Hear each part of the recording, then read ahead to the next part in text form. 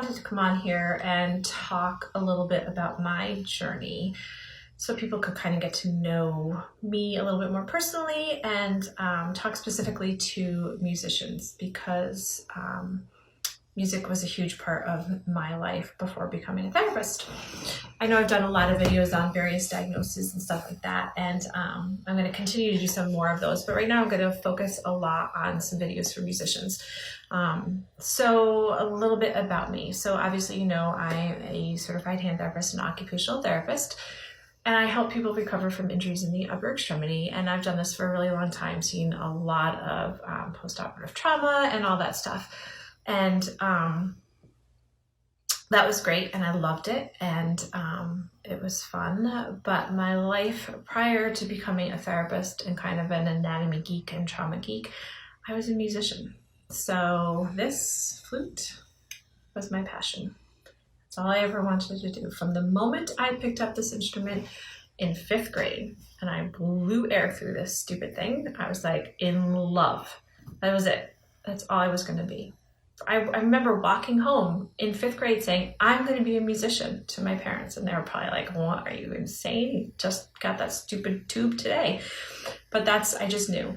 So I did. I went on to Conservatory and I got my degree in music performance, and I was teaching and doing freelance work. And my ultimate goal was to do studio work. I loved putting music to soundtracks and to movies, and Bugs Bunny. The soundtracks to Bugs Bunny just kills me. Fantasia, the soundtrack to Fantasia, amazing.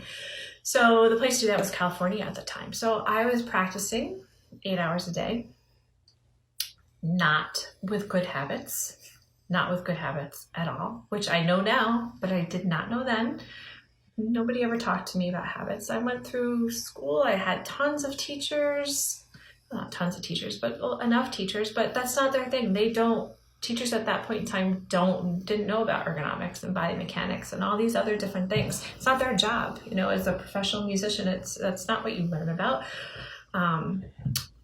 I was also at the time working to pay. I was studying a lot and I was paying for lessons. And as musicians, you know, this gets really expensive. So I was computerizing a friend of mine's office. And I was working there almost full time and not ergonomically correct at all. My workstation was not ergonomically correct at all. Again, knew nothing about that at the time. There's a lot more knowledge out there about worksite ergonomics now than there was then. I'm dating myself a little bit. But so either way, I had kind of the perfect storm. I was practicing a ton, not in very good habits, not in a good posture. I was doing a lot of computer work, not ergonomically correct. I had a lot of stress. I was admittedly like excited but scared at the same time. I'm going to pick up my life and move across country. So there was a lot going on, and I ended up with symptoms, a lot of really bad symptoms in my shoulder and my elbow and my wrist and my hand. Really bad pain that I could barely hold my instrument, and I could barely play for 10 minutes. My little finger would get stuck and locked. So I couldn't play. I had to stop playing. So I went from 8 hours to nothing, and I was devastated. I was totally freaking out. What was I going to do? Here I am. I'm supposed to go out to California. I'm going to pursue my dream, continue pursuing my music career, and I couldn't play. And it's a tough field. You have to be 110% as a musician. It's so competitive. We all know that. And I couldn't play 10, 20 minutes. My finger would get stuck. What was I going to do?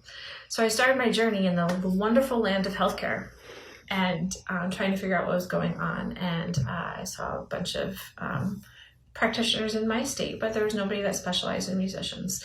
So after kind of failing that and not getting any better, I ended up going into Manhattan, and I saw somebody that a renowned hand surgeon actually who supposedly specialized in working with musicians. So just as an FYI, somebody that specializes in working musicians and somebody that knows musicians, it's kind of different. So like you can work with musicians, but not really get musicians and understand musicians. So this physician worked with musicians, but didn't really understand musicians. So I'm in New York getting evaluated, scared, not sure what to do. Brings in all these residents. They're like poking on my hand, putting me in all these different positions. They're all like gawking at me like I'm some sort of spectacle, not telling me anything that's going on, not telling me what they're looking at, not telling me what they're finding.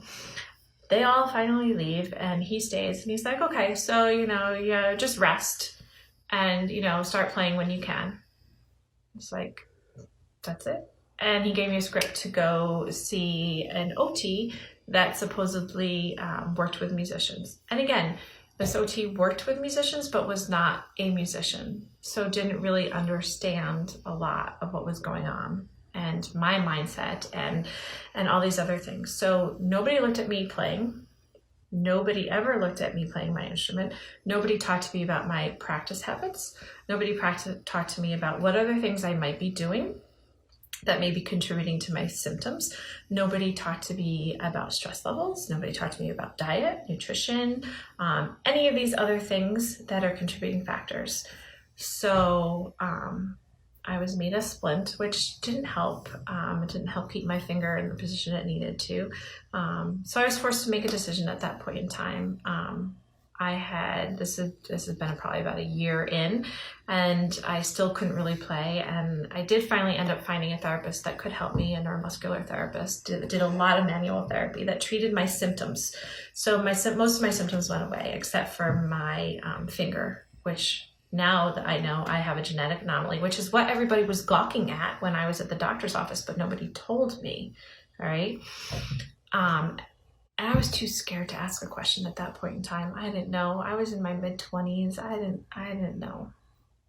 So I had to make a decision because I still was not 100%. I couldn't play without my finger getting stuck and locked on my instrument. So I chose that I would have to do something else because the writing was on the wall as far as I could see.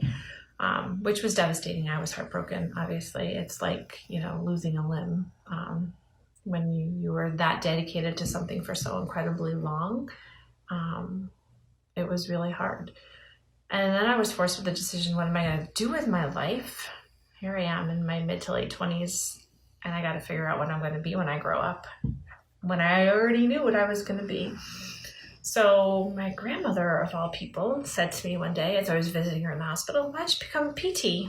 I'm like, I'm not doing feet. I'm not touching feet.